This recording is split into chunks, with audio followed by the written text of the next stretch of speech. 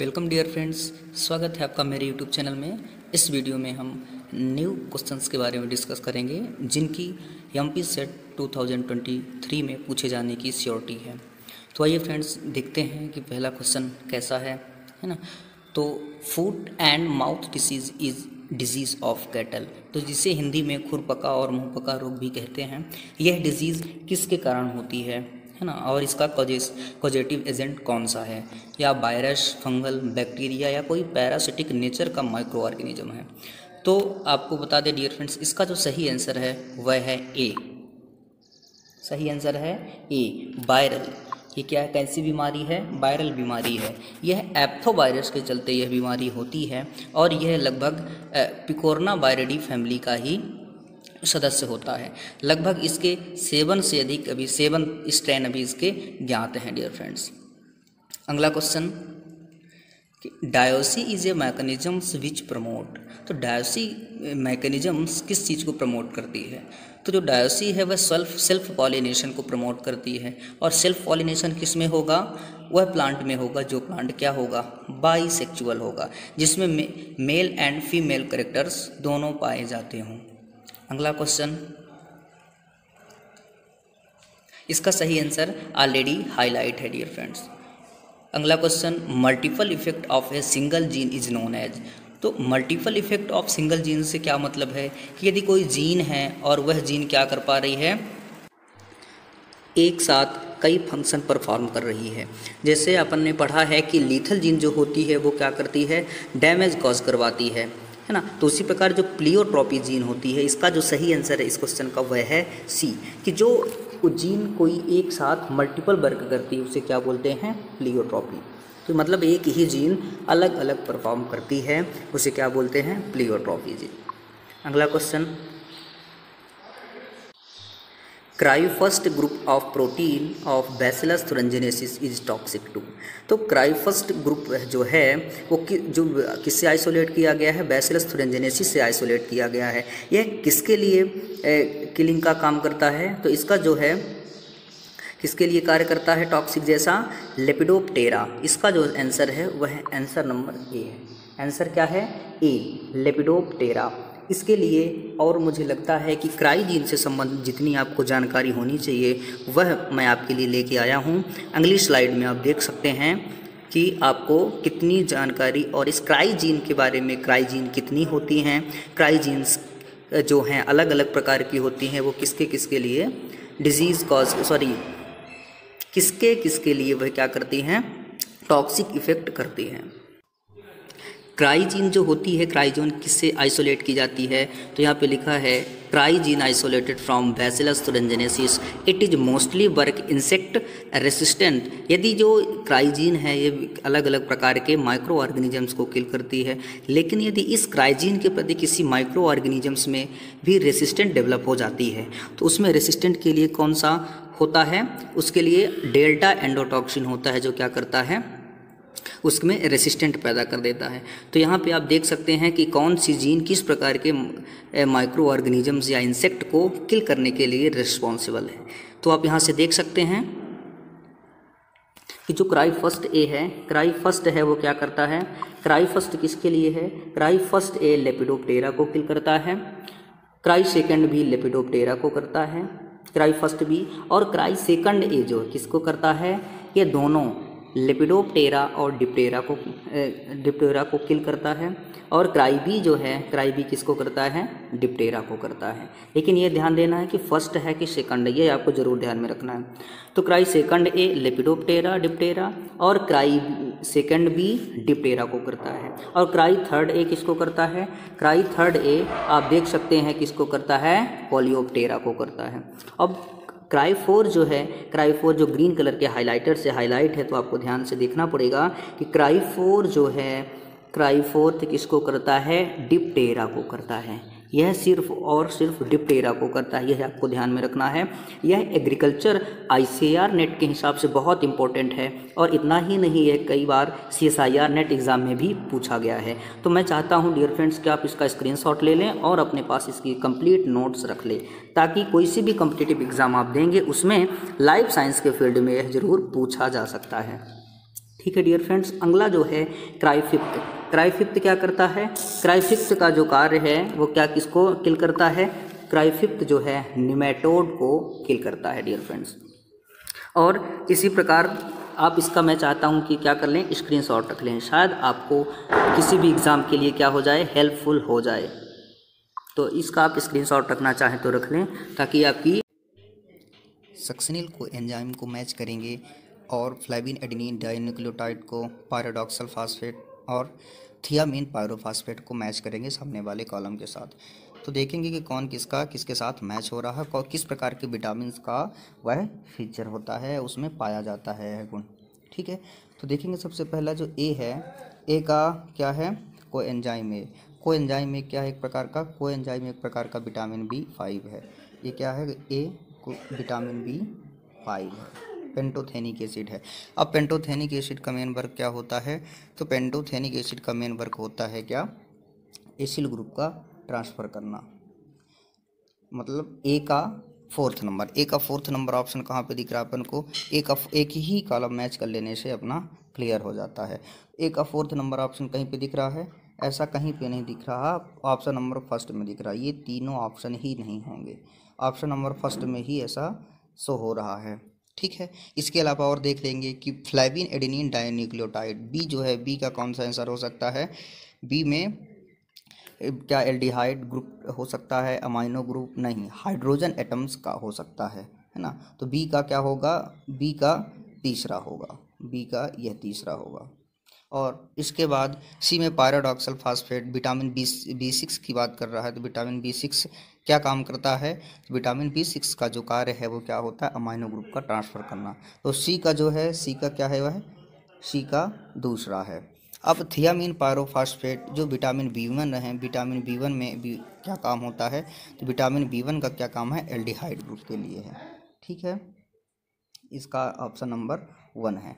ठीक है dear friends, आप चाहें इसका तो स्क्रीनशॉट भी ले सकते हैं, इसको मैं इरेज कर देता हूं, इसके बाद आप इसका स्क्रीनशॉट भी ले सकते हैं यदि लेना चाहें तो। अगला क्वेश्चन देखते हैं।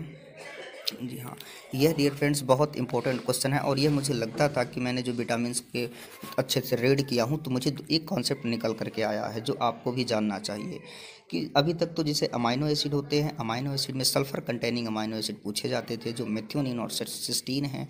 तो मुझे लगता है कि यह भी एक नया क्वेश्चन हो सकता है कि क्या विटामिन्स में भी कुछ सल्फ़र पाए जाते हैं। तो जी हाँ डियर फ्रेंड्स, विटामिन्स में भी सल्फ़र पाए जाते हैं। तो आपको देखना होगा कि ऐसे कौन से दो विटामिन्स के जो ग्रुप है जो मैं आपके लिए क्वेश्चन लेके आया हूँ, तो इसमें कौन से ऐसे विटामिन्स का ग्रुप है जो सल्फ़र कंटेनिंग होता है।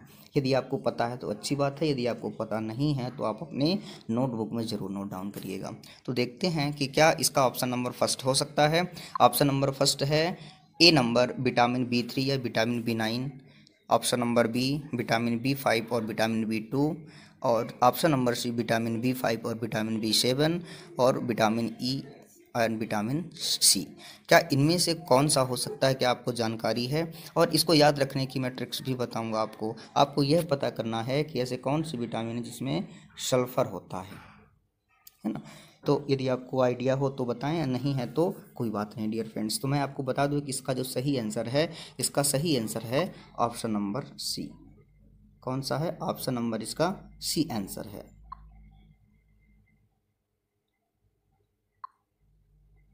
ऑप्शन नंबर सी इसका सही आंसर है। विटामिन B5 और विटामिन B7 पेंटोथेनिक एसिड और बायोटिन, ये क्या है? सल्फर कंटेनिंग विटामिन होते हैं। इसको याद कैसे रखें आप? इसको याद रखने के लिए मैं आपको बताता हूँ कि इसको आप याद कैसे रख सकते हैं। इसको याद रखने का सबसे सरल तरीका है जिससे आप इसे याद रख सकते हैं। जैसे आपको पता करना है सल्फ़र का एटॉमिक नंबर होता है, सल्फ़र का एटॉमिक नंबर अप्रॉक्स 16 होता है। ठीक है, तो अपन 16 हो गया और विटामिन B5 को अपन क्या मान लेते हैं 17, और विटामिन B7 को अपन क्या मान लेते हैं 17। तो इनमें से 1 1 कैंसिल कर देना है, तीनों के 1 1 कैंसिल कर देना है और आपको पता चल जाएगा कि सल्फ़र कंटेनिंग कौन कौन बचते हैं। 5 बचता है और 7 बचता है। ठीक है, तो इस तरह से आप याद रख सकते हैं कि सल्फ़र जो होता है, सल्फ़र का साथ एटॉमिक नंबर 16 होता है। 16 से आप 15 कर सकते हैं और 17 कर सकते हैं और दोनों के 1 क्रॉस कर सकते हैं, तो आपको मिल जाएगा विटामिन B5 और विटामिन B7। अगला क्वेश्चन देखते हैं। यदि आप इसका स्क्रीनशॉट लेना चाहें तो स्क्रीनशॉट भी ले सकते हैं।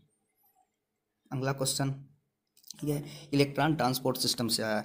इलेक्ट्रॉन ट्रांसपोर्ट सिस्टम से जो उसके एंजाइम होते हैं, चारों एंजाइम होते हैं, complex first, second and third and fourth.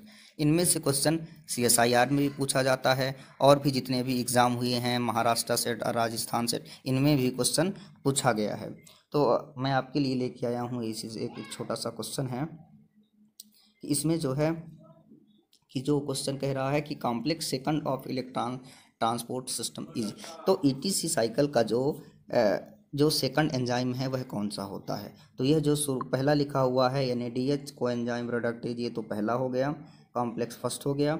इसका जो सही आंसर है वह है option number B, succinate dehydrogenase. और आपको यह ध्यान देना है कि जो सक्सिनेट डिहाइड्रोजनेज है, इसमें इलेक्ट्रॉन को पंप करने का गुण नहीं पाया जाता है। यह इलेक्ट्रॉन को पंप करने में क्या होता है, इनएक्टिव, मतलब इलेक्ट्रॉन को पंप नहीं कर पाता है कि क्या करे, यह एक कॉम्प्लेक्स थर्ड को दे। डायरेक्ट एबीक्यूटिन को क्या चला जाता है, इलेक्ट्रॉन चला जाता है, वहाँ से फिर ट्रांसफ़र होता है।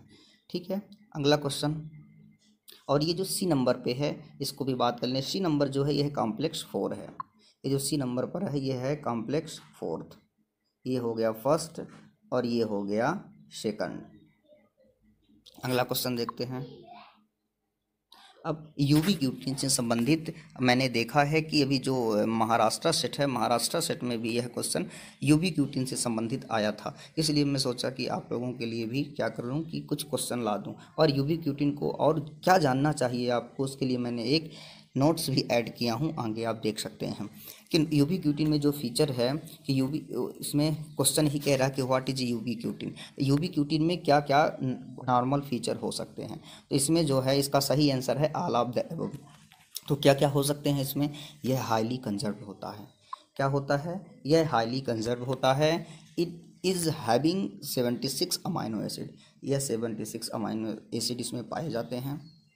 हेल्प इन प्रोटीन डिग्रेडेशन, और ये क्या करता है, प्रोटीन मॉलिक्यूल्स को डिग्रेडेट करने में हेल्प करता है। अब देखते हैं कि जो अगला क्वेश्चन है कि यूवी क्यूटिन, अगला क्वेश्चन ये वाला कि ubiquitin bind to which amino acid of target protein. जो टारगेट प्रोटीन होती है तो यूवी क्यूटिन किस अमाइनो एसिड से बाइंड होता है। तो इसका जो मेन टारगेट अमाइनो एसिड होता है वह होता है कौन सा, lysine. Option number C, option number क्या है इसका, सी है, लाइसिन अमाइनो एसिड, ये आपको याद रखना है। अब देखते हैं कि नोट्स में आपको मैंने जो ऐड किया है यूवी क्यूटिन के बारे में और आपको क्या जानना चाहिए, क्योंकि यदि आप इसके बारे में और ज़्यादा जान पाएंगे तो आप CSIR और भी जितने एग्ज़ाम हैं, यूवी क्यूटिन देखिए प्रोटियोसोमल डिग्रेडेशन है, प्रोटीन का डिग्रेडेशन हर फील्ड के एग्ज़ामों में, in the field of life science सभी में यह हेल्प करता है। तो आप चाहे ICR दें, DBT दें, या तो चाहे आप गेट एक्सेल दें, गेट BT दें, कोई सा भी एग्ज़ाम देंगे तो इसका क्या रहेगा, रोल ज़रूर मिलेगा आपको ना। खासकर CSIR तो सब CSIR के तो फेवरेट रहते ही हैं। अगला देखते हैं स्लाइड, ये जो मैंने ऐड कर रखी है, ये आपको यूवी क्यूटिन के बारे में और क्या जान लेना चाहिए।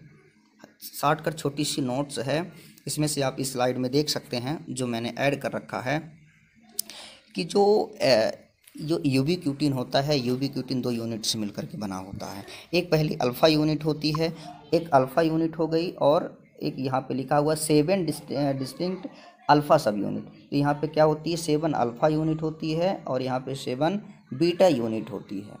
अब इसके बाद क्या होता है, ये यहाँ पे इसके डायग्राम भी बने हुए हैं, ये इसके डायग्राम भी हैं। अब ये कैसे अरेंजमेंट होता है, यदि आपको ध्यान देना हो तो आप ध्यान से देख सकते हैं कि यदि आपको क्लियर विजिबल हो पा रहा हो तो आप देख सकते हैं कि कैसे अरेंजमेंट होता है। तो यहाँ पे आप देख सकते हैं कि इसका जो अरेंजमेंट है, मैं सर्कल ले लेता हूँ, ये जो इसका अरेंजमेंट आप देख सकते हैं कि कैसे इसका अरेंजमेंट है कि ऊपर अल्फ़ा और नीचे अल्फ़ा दोनों बीटा सब यूनिट जो क्या है बीच में है। तो यदि देखें तो अल्फ़ा और बीटा कितने हो सकते हैं, तो यहाँ पे मैंने लिख रखा है कि जो अल्फ़ा और बीटा हैं वो कितने हो सकते हैं, 14 अल्फ़ा सब यूनिट हो सकती है और बीटा की भी कितनी हो सकती है, 14 हो सकती है, आपको याद रखना है। इसके बाद क्या होता है, 19 एस्केप में आता है, 19 एस्केप होता है। इसके बाद वही प्रोसेस चलती है और लास्ट में आगे क्या हो जाता है, लास्ट में आगे यह, इसको मैं इरेज कर देता हूँ, इरेज करने के बाद आगे आपको दिखाता हूँ कि इसमें और क्या क्या गुण हो सकते हैं। तो ये आपने देख लिया, लास्ट में जो प्रोटियोसोमल डिग्रेडेशन होता है, तो किस प्रकार का प्रोटियोसोमल डिग्रेडेशन होता है, 20s प्रकार का प्रोटियोसोमल डिग्रेडेशन होता है। अब देखिएगा यहाँ पे इतने में आपको फोकस करना है कि ये जो प्रोसेस हमने लिख रखा है इसमें क्या क्या है, कि यह आपको याद रखना कि जो यूबीक्यूटिन प्रोसेस है वो क्या है, एनर्जी बेस्ड है। यूबीक्यूटिन प्रोसेस एनर्जी बेस्ड है।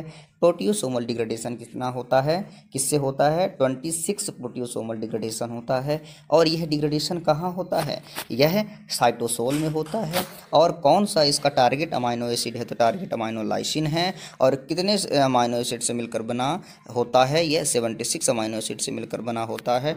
और टारगेट प्रोटीन का जो लाइसिन है वह किस प्रकार अटैच होता है, तो वह कोवैलेंटली अटैच होता है। डियर फ्रेंड्स, इतनी यूबीक्यूटिन की छोटी सी शॉर्टकट नोट्स आपको बना लेनी है। आई होप जो भी एग्ज़ाम आएंगे तो आप उसको अच्छे तरीके से समझ के आप उस क्वेश्चन को ज़रूर कर लेंगे। तो आई होप डियर फ्रेंड्स इस स्लाइड में आपको यूबीक्यूटिन के बारे में अच्छे से जानकारी मिल पाई होगी। अगला क्वेश्चन देखते हैं। अगला क्वेश्चन, इसमें से आप जो हाइलाइटर लगा हुआ, हाइलाइटर देख के आप मत समझिएगा, है ना, कि हाइलाइटर से ही ये वही आंसर होगा या गलत लगा हुआ है, ठीक है। इसमें आपको बता दूं कि विच, अगला क्वेश्चन जो मैं इसको पढ़ने जा रहा हूँ, which of the following is oil storing plastid in plant cell. जो ऑयल को स्टोर करने वाला प्लास्टिड है वो कौन सा है, जो ऑयल को स्टोर करता है। तो आपको बता दूं जो इलायोप्लास्ट है, इसका सही आंसर है वह कौन सा है, ऑप्शन नंबर बी। इलायोप्लास्ट क्या करता है, ऑयल को स्टोर करता है। और जो एमाइलोप्लास्ट है, ऑप्शन नंबर ए जो है, इसका सही आंसर ऑप्शन नंबर बी है। लेकिन जो यहाँ पे ये लिखा हुआ है एमाइलोप्लास्ट, इसका मेन काम क्या होता है, इसका मेन काम होता है स्टार्च को स्टोर करना, या तो रूट में या तो फिर शूट में, ठीक है डियर फ्रेंड्स। बाकी क्रोमोप्लास्ट, जो क्रोमोप्लास्ट हो गया, क्लोरोप्लास्ट हो गया, अगली एक मैंने स्लाइड ऐड कर रखी है, इसका किस प्रकार का क्लासिफिकेशन होता है, क्रोमोप्लास्ट और ल्यूकोप्लास्ट के अंतर्गत ये सब आते हैं। ये एक मैंने स्लाइड ऐड की है जिसमें आप देख सकते हैं कि प्लास्टिड है, प्लास्टिड को दो भागों में डिवाइड किया गया है, क्रोमोप्लास्ट और ल्यूकोप्लास्ट। क्रोमोप्लास्ट के अंतर्गत 3 आते हैं, क्लोरोप्लास्ट, रेब्डोप्लास्ट एंड फियोप्लास्ट। और ल्यूकोप्लास्ट के अंतर्गत 3 आते हैं, एमाइलोप्लास्ट, इलायोप्लास्ट एंड प्रोटीनोप्लास्ट। प्रोटीनोप्लास्ट का वर्क इतना वही होता है कि यह प्रोटीन को स्टोर करता है और कुछ एंजाइम को भी स्टोर रखता है। तो इसके बारे में आप ज़रूर पढ़ के जाइएगा ध्यान से, क्योंकि इसमें से क्वेश्चन ज़रूर पूछा जाता है।